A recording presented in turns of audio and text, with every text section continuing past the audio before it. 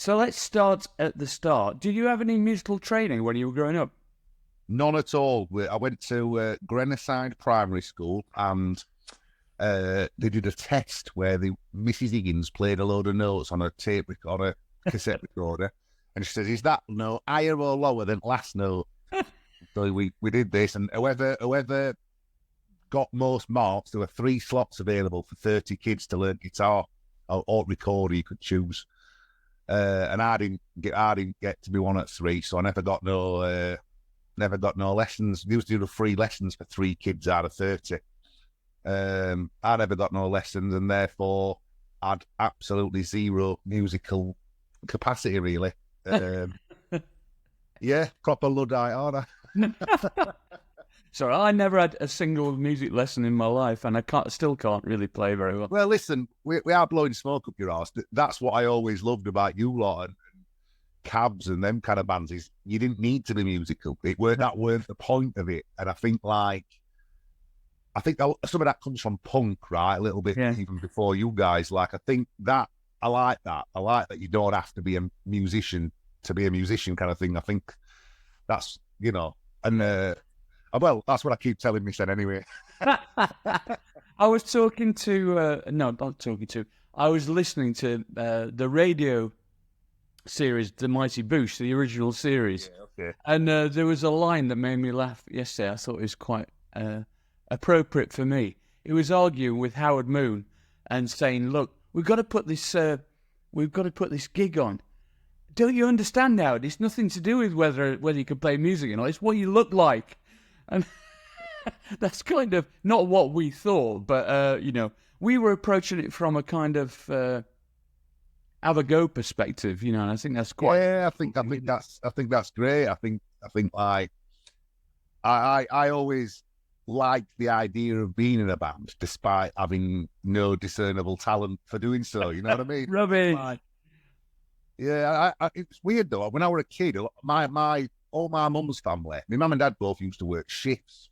Yeah. My dad would work in the day, my mum would work at night. So I used to go to my aunties at Upperthorpe, so I spent a lot of my youth in Upperthorpe. And that's where I was born, I've told you this before, but I'm sure our family claims to fame with that somebody in our family once bought a pram off somebody in your family or something. That was like best thing what had ever happened to our family. Like, oh yeah, we've got Martin Ware, his sister had something related to you distantly, his pram. Martin Ware's Electronic Pram. There we are. That's a psychedelic band if I've ever heard one. I used to live on Oak Street off Western Street, so it must have been quite close to there, wasn't it? I've just lost you a bit then, Martin. It went a bit. Yeah, sorry. I'm back. Hello. Am I back? No, I'm not back. Hold on a sec. I'll I can hear you now. Can't see you, but I can hear you. What the fuck is going on? I'm going to try tethering it to my phone because the internet in this apartment is ridiculously terrible. One sec. Just hold that thought. I'm there. I'm in Upperthorpe. Upperthorpe. Yeah, we're in Upperthorpe. It's like hypnotherapy. Oh. Right, I'm on my phone now. It should be a bit better. Can you hear me? Yeah. So I can hear you. I can't see you. I can't see you, but I can hear you. So how weird. It must be buffering. Upperthorpe. Yeah, I used to live on Hope Street off Western Street, which can't. Yeah, right. So all my family lived on sort of flats on Mason X, on Addie Street, Oxford Street, on Kelvin, and then on that like estate with all houses of red, Springvale estate. Oh, I know. Yeah. And obviously there's a big, there was with Eden Cafe and all that, a big Jamaican community, right? So I grew up listening to reggae music. That was the music we liked because that's what everybody were into. And I used to find that music were that was the one thing that would bring all different communities together, that kind of music. And so up to being about 12, 13, that's what I was into, which sounds a bit weird, doesn't it, to be into that, I guess, as a lad from Sheffield. I think it's cool. Yeah. I always used to try to explain to people that kind of racial tensions weren't a thing in Sheffield when I was growing up. It was. I used to go as soon as I could, as a teenager. I used to go to the blues clubs in Broomhall, Oh, did you? Nah. Oh yeah, that was fucking great. A fiver to get in and a free split. And, Yeah. those are the days. But you know, so like Caribbean music and dub and all that stuff was very much part of my upbringing as well. And if you listen to the Cab, some people like that, it's a load of dub in there, isn't there? Well, I think they went. Didn't Kirk end up going and working with Adrian Sherwood, didn't he, and all that on new sound crew after that? Yeah. So he's yeah. There is a lot of. It's funny. I've got somebody bought me the Cabaret Voltaire vinyl demo. Is it like the basement tape or somebody called it, or the loft here? I've got it here. I've not listened to it yet. Somebody bought it me up there, and guy who bought it me was saying, he says it's weird. It sounds like dub music in certain places. I guess that again goes back to what you were saying about you, like, you know, you're just messing around, not really knowing what you're doing. I guess at that point. No, so what were your first? What was your first band? Because I know Reverend and the Makers came out of the blue about not far off the same time as the Arctic Monkeys, and yeah, so we were part of a scene. We had a band called Judan. So go through it. I got into Britpop, I guess, for want of a better term, and that sort of made me think, hang about, I could be in a band because, like, these decades, I could do that. You know what I mean? So that happened. I know I was the age that I was really into that, right? But then I would always love that sort of I always loved Massive Attack and Song to Soul, and them bands who you couldn't classify them as Britpop, but they were part of that thing, right? Yeah. And then I got into wanting to make music around the time I was at uni. Went to uni after school. You posh bastard. Well, you said that. I should have left Sheffield and I had a girlfriend, and I worked in this steel factory on Rockingham Street, and I was naughty at school. And then I decided, right, I'm going to try right hard at A-level, right? So I proper knuckled into it. And I got straight A's at A-level, right? Wow. I know the GCSEs aren't very good, but because I tried hard, and I got like offers from Oxford and all sorts, and because I were a bit of a class warrior, I thought to myself, I can't go to Oxford. Not me, I can't go to Oxford. So I stayed at Sheffield, which in hindsight were a good and a bad decision because the band started as a result of that. But in hindsight, you think I could have done what I wanted today, you know. So stayed in Sheffield, started being in bands with my school friend Ed Cousins, and we had a band called Judan Suki. He were into karate at times, so I think that's a karate move. And in this band, they were 8 of us, right? So there's loads of us in revolving cast of idiots. We were terrible. It's worth remembering. My wife, who obviously I'm married to now, she were in it. We worked together at the time. My cousin Cheryl were in it. Me, I always liked bands. There were a great tradition in Sheffield, as you know, of having girls in your band, right? And I always liked having that, but I've never been in a band apart from one that were all fellas, right? So there were 8 of us, and in this band were Alex Turner from Arctic Monkeys, Matt Elders from Arctic Monkeys, and that sort of ended. And then we had a band called 1984, and at this point I'm at uni, right? So I'm into social realism, and I'm getting into music what I consider to be cooler than Oasis, where I've come from, and Stone Roses, right? So by now I'm into like Wire and Gang of Four and post-punk. Post-punk made a little bit of a resurgence after turn of century. There were a bit of a thing where there were all these bands coming out that were doing that sort of EXG kind of thing, right? So we got into that. We had a band called 1984. They went off and done Arctic Monkeys. Eventually, I've done Reverend. So I wanted to. It sounds really sort of arrogant, but I didn't want to be in a band. I wanted to be a sort of dictator, really. I wanted to be You wanted to be a rock star, let's face it, that's it. I think of myself as Plato's benign dictator. You know what I mean? I'm like, you know, I'm in charge, but I don't think I'm a bad guy. You know what I mean? So the Makers thing is a Sheffield term, isn't it? Really? Yeah. It's a twofold thing. So there's obviously the steel connection, right? And then in Charlie and the Chocolate Factory, Gene Wilder says, "We are the music makers. We are the dreamers of dreams." You know, there's a bit in Charlie and the Chocolate Factory when they're licking the wall.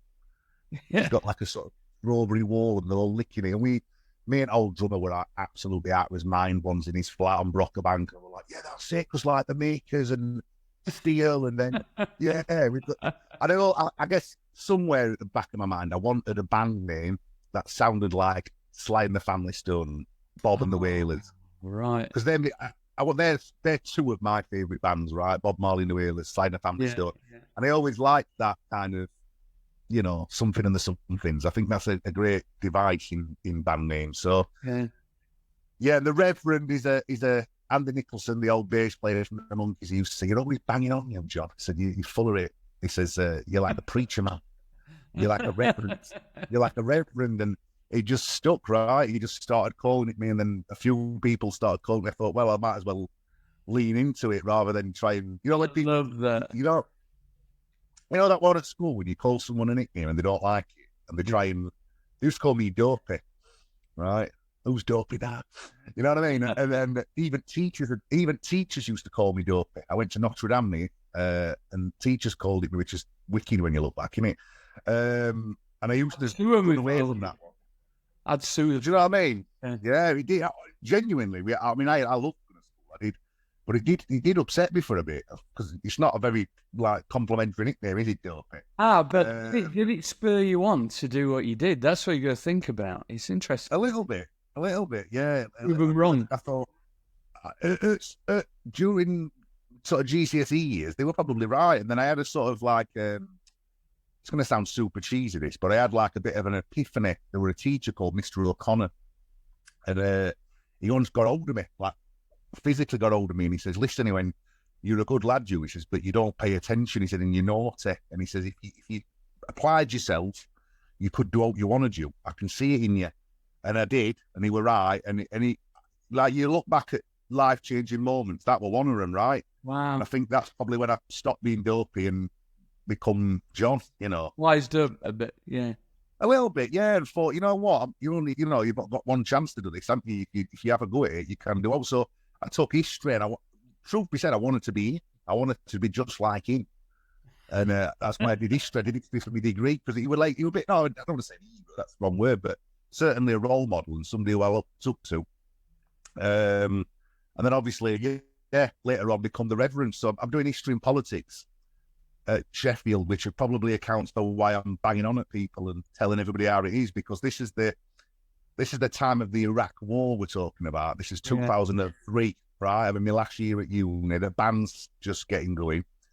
And I'm going out with an Iraqi girl who I went out with for 6 years. Wow. And so at this point, I'm full of sort of righteous anger and fury, because my cousin's in Air Force and he's dropping bombs on her family in Sadr City and Halar and all these places.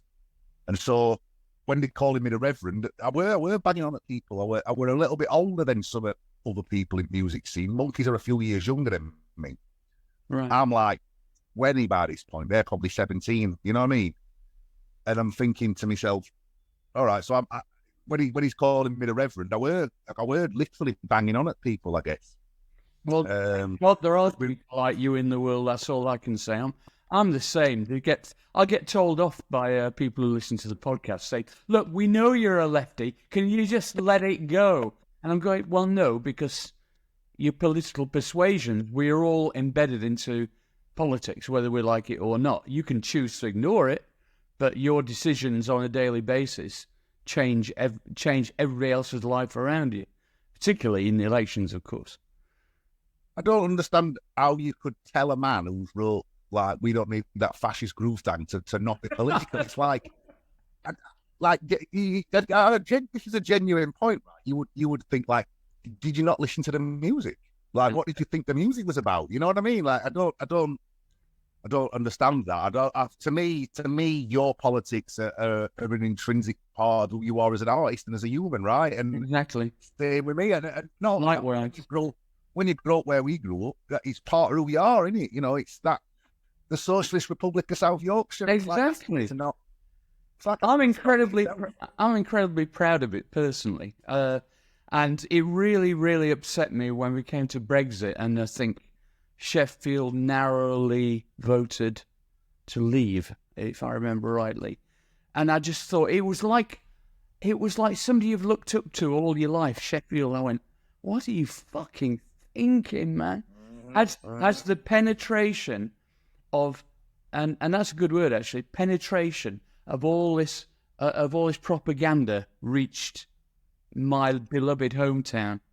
It really has, yeah. So like my mum lives at Grenna. We lived at Stannington when I was a kid. My mum's off what they call ABC streets. They've knocked them down now, down near like near Ilfoot Bridge. That's what they were like, sort of pre-war slums. They cleared them all off there. My mum's from there. We lived at Grenna side, and where my mum lives now is now a Tory seat. So it encompasses Stocksbridge and Penistone, my mum's electoral seat now, right? It's a Tory seat, Martin. And there's Don Valley, which is gone, I think. And you just, like, don't get me wrong, Labour's got a big, they've fucked it, haven't they, Labour, in lots of ways, such as not listening to people and all this, that, and other, and I get all of that. But the idea that, like, you know, Orgreave, the Battle of Orgreave, Orgreave's now in a Tory seat, right? And it breaks your heart because, yeah, so you think we literally studied street fighting these people. We would consider them the enemy. My uncle, my dad's from Lake District, right? And my uncle's, he's a forklift truck driver, right? And he's a union man. And he'd be at factory, teach all the lads to drive forklifts. He's a union man, right? And has been all his life. My grandfather drove trains out at pit mouth. Couldn't get more left, to the point of being communist. He voted Tory last election. Why? Could he explain it? Why? Firstly, they don't see anything for them in the Labour Party. They consider the Labour Party to be... And Corbyn, who I love him, as you know, I do. Yeah. I love him dearly, but they consider him to be aloof in like an ivory tower. They consider him to be theoretical. And it shouldn't be skimmed over. A lot of these people have bought the propaganda, right? It's just a white noise of negativity from the media. And after a bit, some of the mud sticks, some of the shit sticks, right? And me, I don't think... How could you ever... You might abstain in an extreme circumstance, but how can somebody from that background ever vote Tory in their life? Because I think them communities have changed, and I think they quite crudely see immigration as a threat. And I think that rather than it being articulated to them, you know, listen, we need the labour supply. Look, now you're getting a labour shortage, right? Because you know, rather they perceive immigration as a threat, and their communities have changed quickly over a number of years. And rather than that being celebrated and be a good thing, and it being explained to them that communities have always changed, right? They see it as an existential threat. And I think in Boris Johnson, they see someone, and it is him as a person, actually. I don't even think it's the Tories as a party. I think it's him as a person. They see someone who's a, you know, not calling my uncle a racist because I don't think he is, but a lot of these people have a sort of disposition towards racism, and they see a fellow racist in Boris Johnson. They think, oh yeah, you're someone who overtly says racist things and gets away with it. You think like I do, I'll vote for you. You know what I mean? And that explains the Brexit thing. I think if you could factor out racism, Remain would have walked. And this is the other thing. The Remain campaign was atrocious. It was atrocious, right? It was all, this is what happens if you vote Brexit, rather than these are all the good things that'll happen if you vote Remain. You know, and I think like both the Labour Party and Remain as a campaign or whatever, they need some like people who can deliver the message. Because for one, you know, as much as I despise Boris Johnson, they see something in him, don't they? These people. You know, and it breaks me. I would gladly hang him from a lamppost. I'm sorry. I think he's destroying not just him. I think he as a symbol, and I don't mean literally hang him from a lamppost. I mean figuratively hang him from a lamppost or any of the front bench, because I think they are all irredeemable cunts, and I don't think there's any excuse for voting Tory under any circumstances. It's like saying, oh, there's a fire going on in the corner there. I'm just going to run into this giant blaze outside.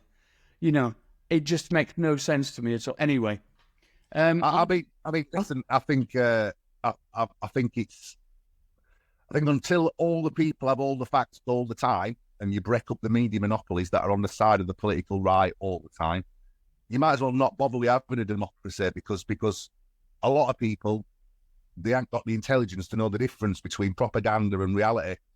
And I think people are being duped. Played. Yeah, they're being duped, mugged off. And it's sad, mate. It is. But listen, that's the job of us musicians and artists and writers and whatever else we've got to talk about it, right? Yeah, and also we need to form a new party, really, to represent working people. Anyway, you can be the Minister for the Arts, and I'm about as qualified as Liz Truss to be Foreign Minister, so I'll do that. Anyway, moving on, we want something a bit more cheerful. Sheffield Wednesday, right? I don't know if it's more cheerful or not. I mean, it's hard to tell at the moment. But we're both big Sheffield Wednesday fans for those podcast listeners. We'll get on to music in a minute, don't worry. What's your view on the current situation?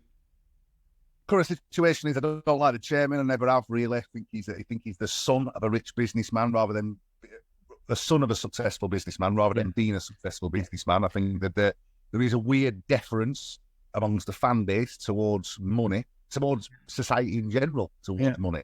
Oh, you're rich. You must know what you're doing. Then. Yeah. Okay. Yeah, really. So I think he's dread. Oh, you're taking him to one. I like him. He's a very likable man. Sorry, we're back on. It's all right. Yeah, carry on. Hello. Mate, yeah, Darren Moore. I think he's a likable fella. Hello. Yeah. Hello. Yeah, Darren Moore, I think he's a likable fella. I didn't renew my season ticket for the first time in like 10 years, and I went to that Huddersfield sort of League Cup. What cup is it? League Cup, is it? Or something like that. And I went to that game, and I saw all new signings, and I was like, you know what, I've missed this. I'm going to, because bear in mind, club still owed me like 200 quid for my old season ticket refund for a year ago or something. Yeah. Which did me head. But anyway, I saw new signings. I thought, you know what, I'm going to lump on. I'm going to do it because it's me.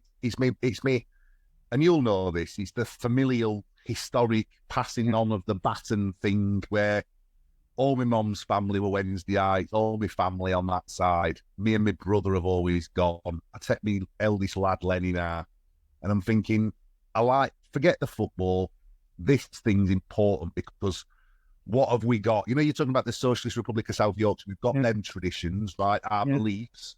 We've got as football team. And I'm not religious, Martin. Never have been, never will be. Me neither. So what have I got to pass on is these things, right? So I bought my season ticket. We look like we'd started well. And it's gone a bit weird last couple of games. Morecambe game didn't worry me too much because I thought we've played well but lost. The last game alarmed me because we were dreadful. Yeah. And moreover, it's worth noting, we're a sizable club. The fan base is ridiculously large for how much success we've enjoyed. You got kids who are 23, 24, 25 now who can't remember us being any good. That's my son. He watches every game on. So he's 23. He's watches every game, religiously, and I follow. He keeps saying to me, "Dad, I've never seen us be any good, ever." Bless him. Yeah, it's such a weird thing, isn't it? And I think we deserve better, and it's not held. Last couple of years with Evercross City. They've been doing well, haven't they? And it were paid for a long time when they were flying in Premier League. Honestly, Martin, it were painful. But I think normal service has been resumed a bit now, hasn't it? You know what I mean? Yeah. So hopefully they're going to be crap. I think we'll get it together, and I do think we'll go up predominantly because I think that as teams too good with some of the players we've got are great. Just no one needs to pull it together. Yeah, my only worry before we move on to music is that.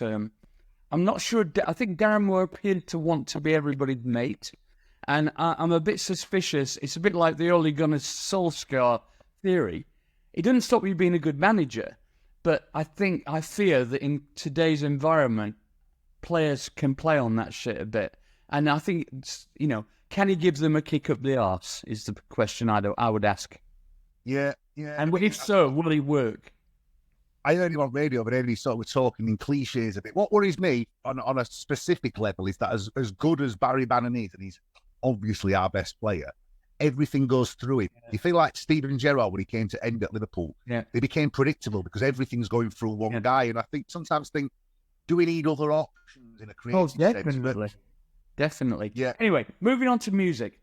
Firstly, I'm a fan of Reverend and the Makers. I have to tell you that. Thank you very much, mate. And obviously, you are not afraid to incorporate your politics into your music as well, which I've got a lot of time for. I think "Hard Time for Dreamers" is just a fantastic song. Oh, thank you, mate. But the stuff you do, I love so much because it's both kind of indie, I suppose you'd call it, but it's really pop music at the very highest level. I can see through the fucking surface bombast and see what's underneath it, and I just love your stuff. I think it's. Oh, mate, thank you so much, man. I think someone said to me we had a guy who was very influential in helping forge our early sound. A guy called Alan Smythe, who you may, I don't know if you know. Yeah. He ran Two Fly, did he? He kind of came from, I guess, more like the era that you started in. So like the late 70s, early 80s, he were a big fan of yourselves and Cabs and all them bands, and he were into all that thing, right? And loves pop music and left it, all that stuff.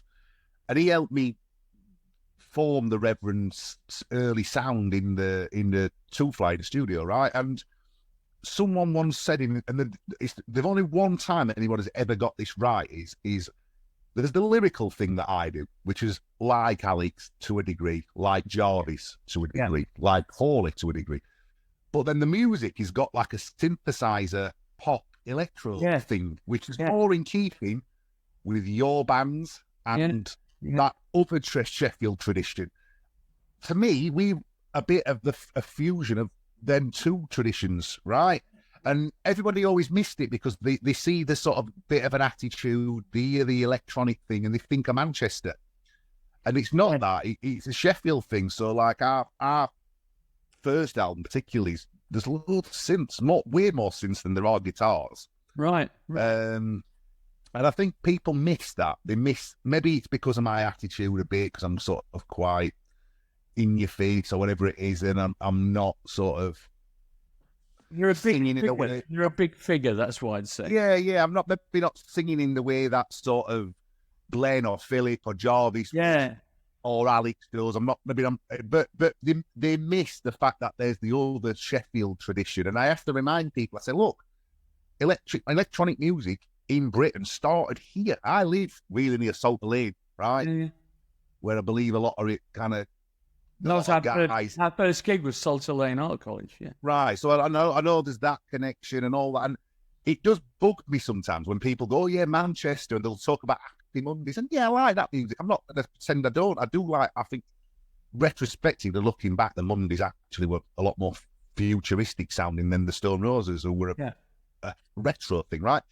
But it does annoy me that people miss that kind of electronic Sheffield tradition. They sort of think Manchester invented that with the Hacienda journalists. Yeah. I'm like, no, we've had this for a long time, and latterly we had bleak music and all that stuff and that scene and like records and all that stuff. I mean, I did an interview with Roisin Murphy, who I am in love with. She's great, man. Yeah. In fact, I'm going to go and see her on Sunday night in Brixton, and her and DJ Parra and fucking, they're so good, aren't they? But it's got that Sheffield thing embedded into it as well, Yeah, it's really interesting. So the question I've got for you is, what is it? What is this Sheffield vibe? I mean, you've kind of articulated a synthesis of electronics and guitars and indie and a kind of fuck you attitude and a have a go thing, but going one level deeper than that, it's in the songwriting as well, isn't it? If he took all the artsy... There's a Yeah, go on. Yeah. there's a I think there's like a humour, right? So obviously you can hear it. Jarvis is the best example. Listen to Jarvis's lyrics; they're funny, aren't they? I think firstly there's a humour to Sheffield that I think we don't take ourselves quite as seriously as other cities, and I think secondly, we're not quite as fancied as Liverpool and Manchester. We don't sing about ourselves in the same way, right? So we're not. There's not like I don't drive around the city and see endless pictures of yourself and Philip and Jarvis and Alex. You don't see that in Sheffield. Whereas you go to Manchester, you would see these people's literally see their faces on walls, right? So I think we're not hamstrung by our own our own history, if you understand what I mean. I think which enables always got this thing. He reckons he says it relates to little nesters. When I love it to be true. You share a forge, so you would share a venue in Washington or I don't know, whatever it would have been mucking up back in their graves. Limit. Right? And he says, but equally, he says there's this freedom in Sheffield that it's not ever had this sort of thing where you have to do. I'll give you an example. Bring Me the Horizon, metal band. They're playing in arenas before I even know who they are. Yeah. I consider myself engaged in music, right? And you get all these, you know, the tribe, they call it the tribes, don't they, right? Yeah. The mods, rockers, new romantics, whatever it is. And people moan about the death of the tribe. I think in Sheffield, the tribes still exist a little bit. There's still like this little things that like, and therefore I think you can sort of develop and become part of a little community, a culture, all of your own. Whereas I think you go to other cities and it feels like, and part of me wonders whether this is due to the physical geography of it. Like you're in little valleys, aren't you? You're in like little sort of little mini ecosystems where you're sort of removed from each other. And other cities don't feel like that. They feel a little bit more flattened and a bit more homogenous in a way. Yeah. Yeah, I think this city continues to innovate and to do great stuff, you know, and it's a great place. I love it. I do. I think we're very fortunate to come from where we come from. I agree completely. You've been to Frankfurt, right? Yeah. Yeah. Is it there? I always get mixed up between there and Stuttgart. Anyway, one of those reminds me a bit of Sheffield. It's all hills and stuff. And it definitely affects the way that people relate within a city, because you've constantly got changing views of the city. Yeah. Okay. Whereas, you know, you're in central London. I mean, I'm at a high vantage point here, which is great. Likewise, I was on Primrose Hill. But mostly, you can't see anything but fucking streets and traffic and people. And it's got to change in a drip feed kind of way, the way that you view things. I mean, when I went up to interview Richard Hawley, and, you know, in his little club that he has, right, next to his house. Yeah. And I'm going, this is him, you know. Yeah. It's quite clear this is a physical embodiment of not just where he wants to go, but he's made him who he is. And he's got that beautiful view, and he's got... He's great, man. Oh, fucking great. The other thing it's worth noting as well is a lot of the elder statespeople of Sheffield music have always been very encouraging to me. Yourself, Richard H. Kirk, have always shown me great affection and warmth. And I think that's a thing, because I look at other cities and yeah, people leave the city. That's always going to happen, right? People are always going to go to London, go to America, but people return and they show love to younger people coming through. And I think I've tried to do that in turn with younger artists coming through, because I think, like, don't get me wrong, the dickheads, aren't they? But like, by and large, if there's a young artist coming through, I've tried to show love. And I think like that's good about Sheffield as well, is it's not sort of doesn't feel kind of competitive in that sense. I think that's why the scene that bore Reverend the Makers and Arctic Monkeys, obviously a lot of them bands have now split up, but we had the Long Blondes, we had the Harrisons, Little Man Tay, Bromwich Jacket, Milburn. I could go on and on and on, right? A lot of that, Alan Smythe obviously is responsible for a lot of this. But like, it wasn't competitive in that sense. It weren't like we were all trying to outdo each other or do it. It felt like a sort of team effort, and we've had two waves of that, I guess, haven't we? Obviously, there's the scene that you guys came from, and I guess the scene that we came from, and there are people who come through pulp were part of their own little thing, I guess. Maybe them and the long pigs a bit. But I think coming through as part of a scene, it matters that shit.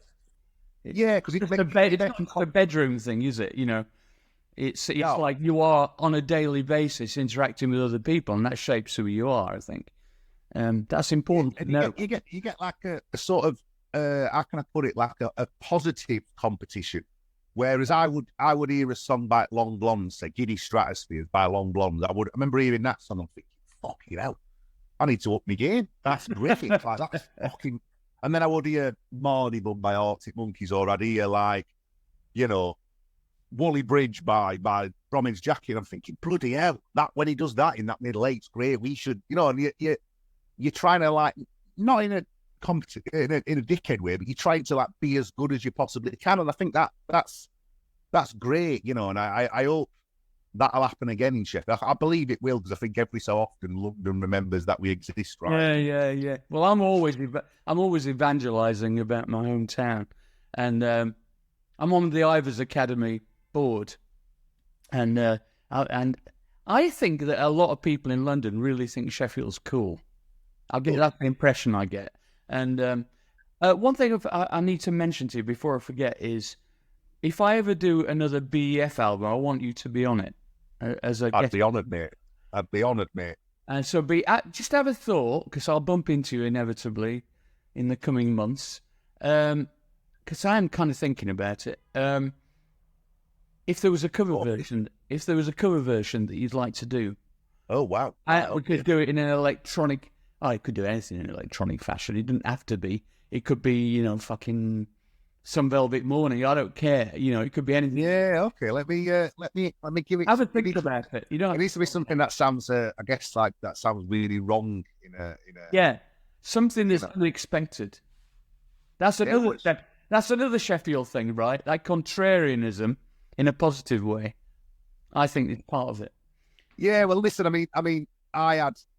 You talk about being contrary. I got offered loads of money to basically be like Dire Arctic Monkeys, right? To make a very similar record to them. And I'm like, I don't want to do it, right? And then first album comes out, it's really successful. And the logical thing then to do would be to write exactly the same record again, right?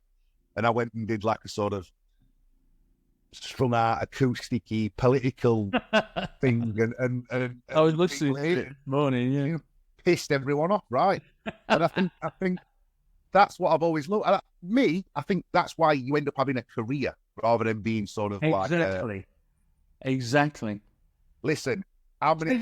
Well, take you there. The way I explain it is, and I don't know if it's because I'm from Sheffield. It might just be the person I am or the person you are. My view on it is, when you have a point of opportunity, the resources, and somebody supporting you from, you know, a financial point of view, record company or whatever, that's when you have to be the most daring.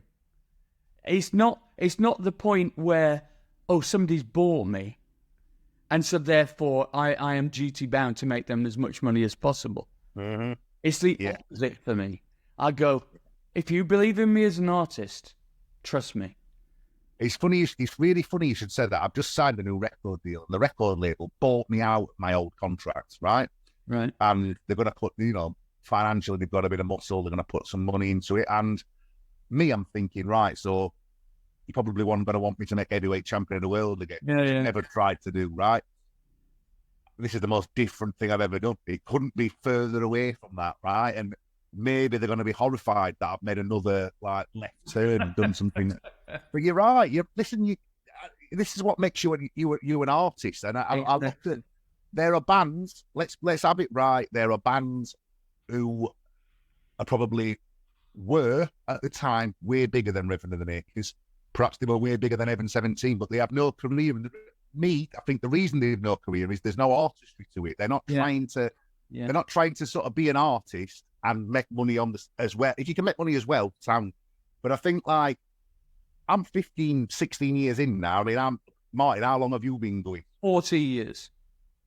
Listen, I look at that. I look at Ollie, I look at you, and I think that's who I want to be. All right, I'm not going to be number one. Yeah, no, Right. of course. Oh, no, you might be. You never know. Get a fucking tune on a big film or a big TV series. You might well be. You never know. It's just that thing is, I look at you and I look at Richard, and I think they're playing gigs, they're making records, they're existing, they're making it pay, they're earning a living out of it, and fundamentally, they're enjoying it. And they're going to end up getting to retirement age, not having a proper job for God knows how long. And I think that's winning. That's winning. That's what I want, you know. So, long may it continue. Yeah, exactly. So, so you played Glastonbury, didn't you? That must have been fun. That was a big early victory for us. Yeah, we played on the second stage, I think, early doors, and like, that was the first time we'd ever played to a big crowd, right? You know, like, we'd obviously done 1,000. We've supported Arctic Monkeys at a couple of gigs when they were, but we'd not played to there were thousands of people there. And, you know, you walk out and you're like, oh my God. Like, it's what you know, when you fantasize about being in a band or whatever. Yeah. That, right? And obviously nowadays, like yourselves, we do festivals, and that's become a bit more of a regular thing. But you remember the first, don't you? The first of the thing that stick in your mind, right? And that first time, oh my God, I remember my legs were like sort of shaking. You know, you get like the shakes and like, I was so nervous, you know, like so nervous. And yeah, go on. I was just going to say, we never played Glastonbury. Glenn went on as a guest for LaRue, which was nice for him. But I've never played Glastonbury. But we did play this gay pride event in London at Battersea Park, and there was 300,000 people there. Jesus Christ.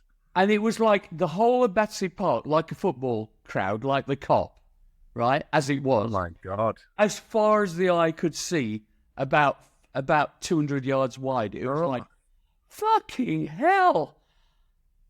And I could never like believe it's like a sort of you can't believe it's happening to you almost by the time you get to them. That's right. You know, that's right. I mean, we've been lucky enough over years, and this is the thing I feel probably the most proud of, is other musicians.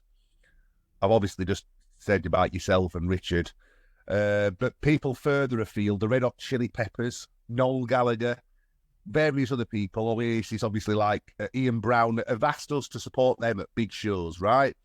And to me, you're obviously playing to their crowd. They're not there to see us, they're there to see them. But to have, like, other musicians give you that nod of approval and to give you that opportunity, I think that I feel blown away by that. And even now, like, you know, I think, wow, I did that. You know, we're playing Wembley. Incredible.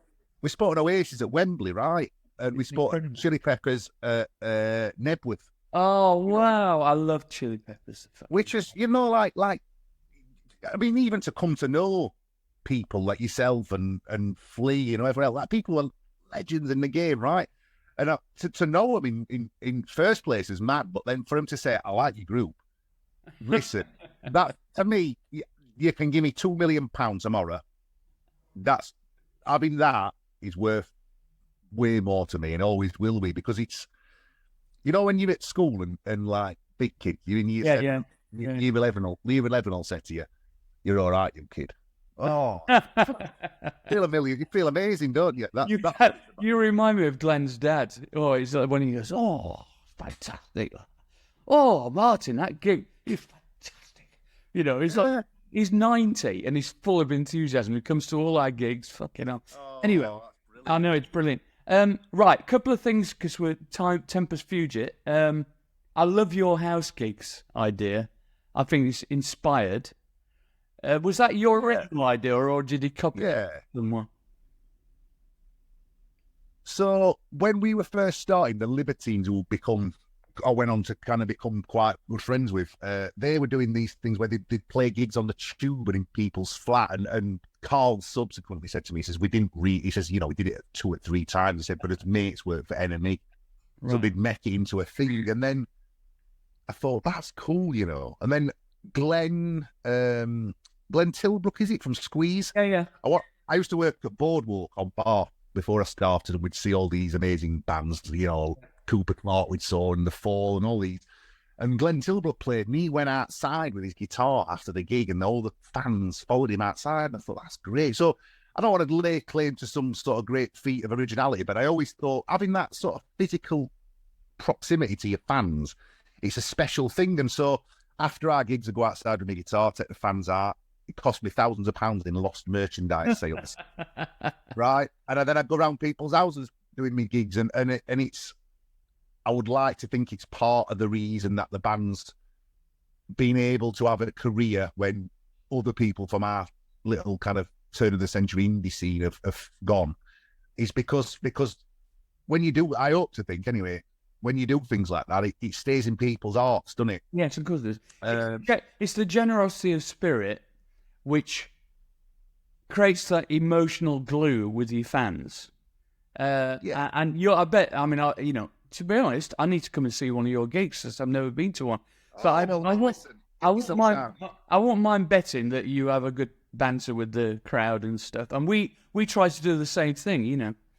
You know what? Honestly, is I used to sort of rant politically in between songs, and then we did one gig where we were tight for time, and I just didn't say anything. I just let the music do the talking, and all I did was encourage the fans to bounce. And then it was like a sort of whoa. And so I don't do the politics thing live. I give people a party, and I think if they go away and listen to the songs, then they'll hear the politics. Yeah, exactly. So I don't bash on it. We make it a party, and you know, listen, live has been where we've managed to sort of arrest the slide of the band, and we've started to put numbers on again, right? We started to do better, and as our albums are going higher in charts, and we're doing better with his live concerts, and right. It's amazing, right? We're 15, 16 years in, and it feels like fresh, which is exciting, and I think I love it. And with regards to the house gigs, like obviously we play gigs, we play festivals, but you're talking about, let's say, best case scenario, you're talking 30, 40 days out of the year. Rest of the time, I'm bored, right? So it just gives me something to do on it's a purely basic level. It gives me something to do, right? And I think, like, some of them are wild because you never know what you're going to get. So, like, one house I turned up, it was in Lake District. Me and my mates borrowed this camper van. We've gone round, like, doing all these house gigs. We ended up at this place called Kells in Whitehaven. Sort of place where they play rugby on concrete. Oh, I know Whitehaven very well. I did a big project up that neck of the woods, yeah. Workington, that's a tough town, fuck me. Ooh. Right, so my dad's from Workington. They call Whitehaven jam eaters. I goes in this house. I swear to God, Martin, there must have been 500 people in this terraced house. They're swinging up at light shade. A kid went through window. Coppers turned up. So I jumped in van. I said, I've got to go. Jumped in van. We goes down to Ulverston, which is different in time. This is the same night. I'm in Ulverston. They give me home-baked olive bread and, like, locally crafted beer. And I'm like, fucking hell. So you never know whose house you're walking into, right? I love that. That would make it, you know, to be honest, it would make a great kind of handheld TV documentary. Yeah, I have actually. My mate did film a lot of it, so maybe I could... I mean, nobody would believe it. I mean, you're describing it now, and I can completely see it in my head. But I think people, if they saw it literally on the telly, would go, that's fucking insane. You know. Anyway, the other thing you do is club nights, isn't it? And you got the Reverend sound system, is that right? Is it actually a sound system, or is that the name? We used to do mobile things, so we take it certain places. We used to do them in houses, and we put them in, like, at one bit we were doing them in, like, little, because there's a great thing up here called Cabal, right, which is a sort of semi-secret rave thing which gave rise to Toddler Tea, and it's got all people like Winnie Hazel and all that sort of old Ford bastards crew in there. And so I used to go to that, and I always loved that. So we used to do, like, raves and stuff like that, and then I used to do a regular night at the Plug for a while. But truth be said, I've not done it for a while, and the reason for that, Martin, is because I'm an old bastard. You're old. You know, fucking 65, mate. I'm still DJ. I am. You look well, man. You know, no, it's something that I have, and periodically I go back and do stuff with it. And I guess like yourself, you've got multiple sort of things you can be having 17 1 minute, then you be if you can sort of it gives you like a fluidity to do other things sometimes, right? Yeah, and it's just one of them things. And I've released some music under that name. We called ourselves RSS for a while, and we did this. Right. Johnny Nelson, the boxer, his nephew Marcus is a good friend of mine. We went to school together. Call him Matic Mouth. And so he and I did a thing together under that sort of sound system name. And yeah, maybe I'll go back to it at some point. It's what I mean is, I don't go to nightclubs. No. Anymore, right? Which I've got 2 kids, I just don't. And at that point, I'm thinking, do I really understand that culture so much? Maybe not. Yeah, it's incumbent on you to educate people. Yeah. Well, it's incumbent on me to educate myself, I think. Because music. I think there's a tendency when you get old to think music as stalled, musical innovation has stalled. It has stalled. But I think it has in terms of being in the media and on the radio. But if you look for it, it's there, right?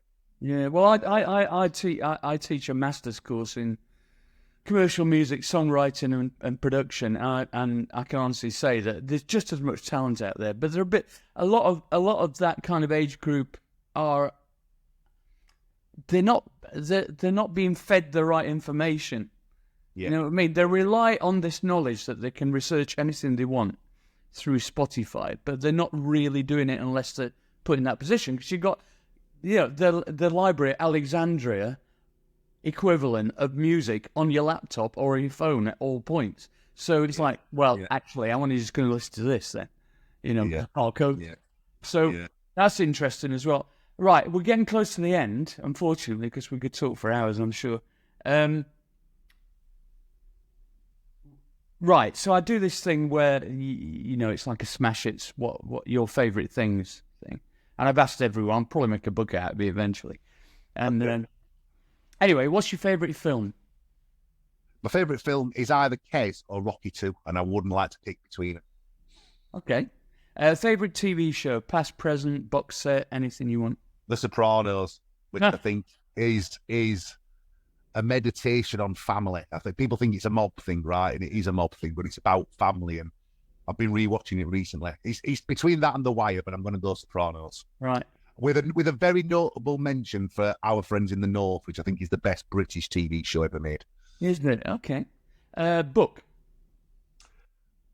I'm really into a guy, Jamaican author called Marlon James, and he wrote a book called A Brief History of 7 Killings, which is nominally about the attempt on Bob Marley's life, but isn't really about that. It's about Jamaica, and it's sublime. Give it a read, man. Really good. He writes a little bit like Faulkner. If Faulkner was Jamaican, it's that. It's awesome. The great thing about these podcasts and all these seemingly daft questions is people are really grateful for being given guidance on what to go and, the rabbit holes to go down. And thanks for all this.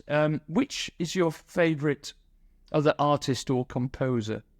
Oh, God, Jesus. I think it's meant to be. I might go for Bob Marley, and the reason I'll go for that is that Kevin McDonald made this point in his documentary about Bob. Wherever I've been in the world, and I've like yourself been in lots of very strange and wonderful countries, wherever you go in the world, they always play Bob Marley music, and he speaks to the dispossessed in a way that I don't think hardly anyone does. And I don't know what it is about him but it on a very simple thing, you put his music on, you feel a bit happier. So I'm gonna go for Bob. Yeah.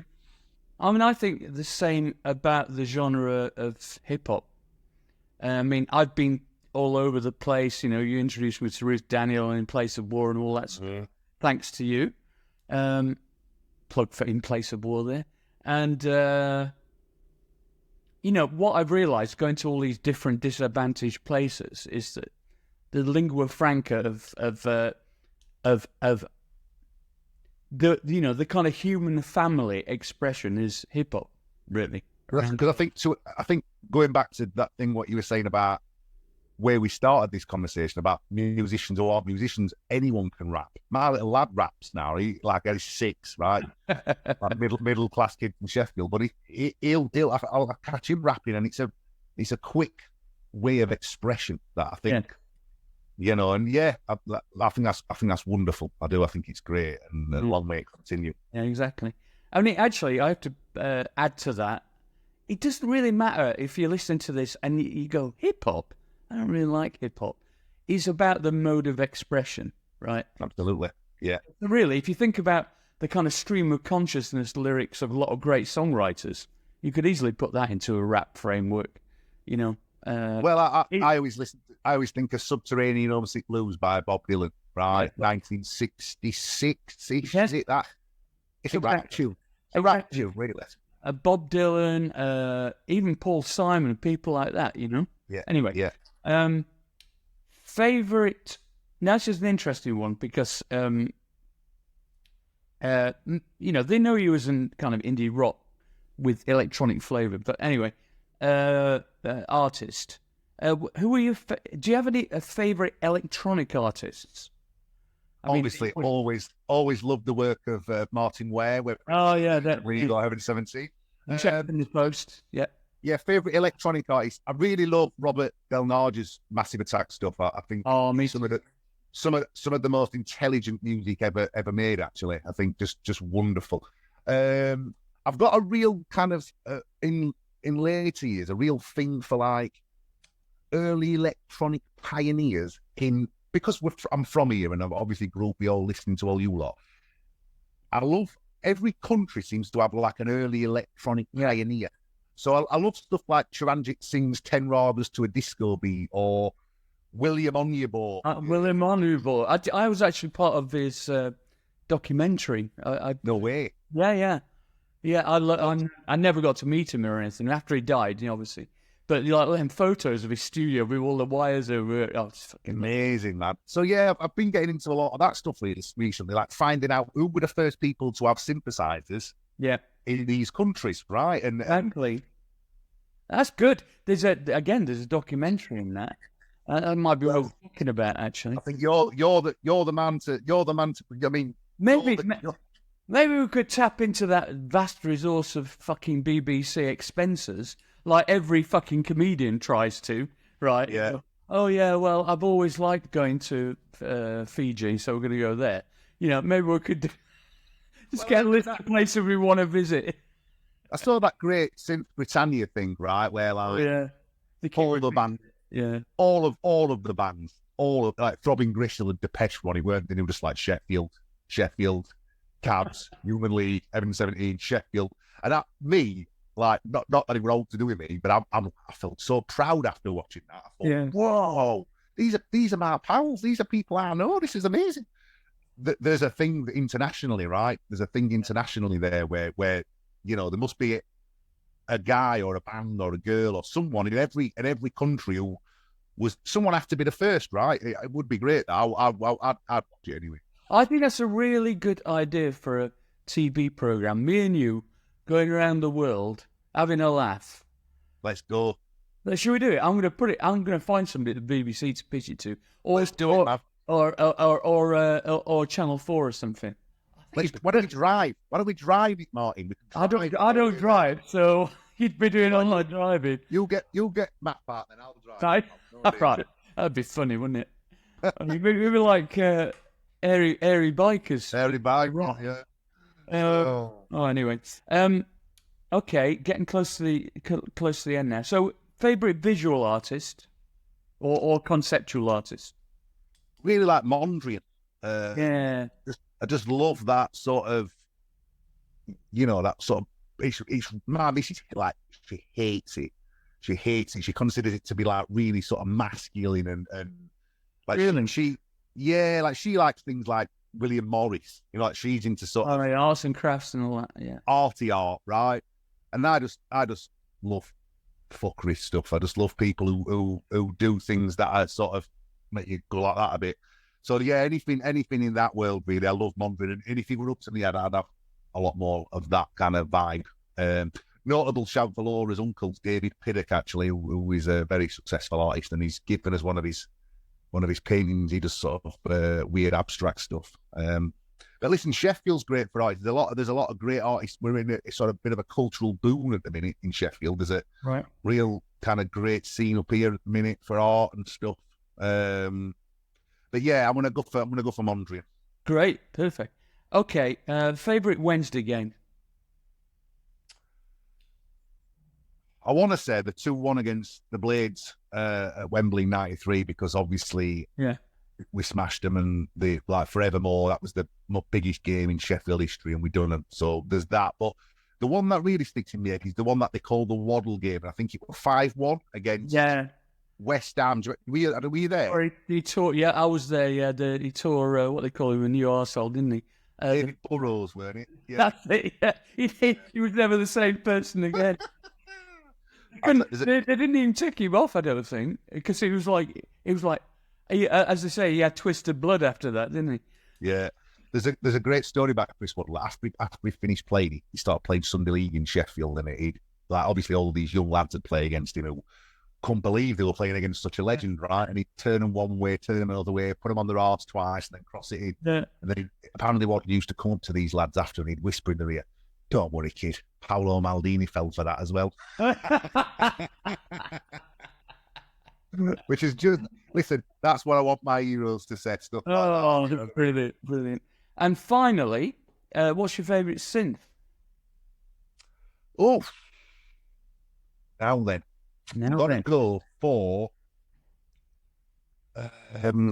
Little Fatty Moog, just because I think, in fact, no, I'm going to go for a 101.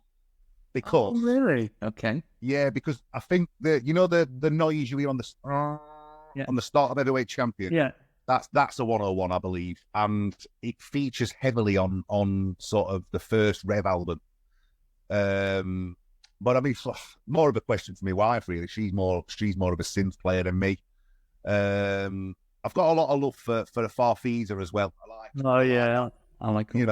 But I'll go 101 just because for sort of selfish personal reasons, that it's been used a lot on my records and continues to be a sort of family favourite, really. Brilliant. Well, what can I say, Jon? It's been a pleasure as always. I've loved chatting to you, man. It's been great. Let's have a pint when I miss Sheffield quite a lot, and I've lived in London for nearly 35 years. But it's, what I miss is that thing of I'd wake up on a day like this, and for once I'm not going to do, and I'd probably just give you a ring and go, "Oh, come on, let's go down in Aberdale or whatever it is," and it's not like that in London. It's not quite like that in London. I miss that.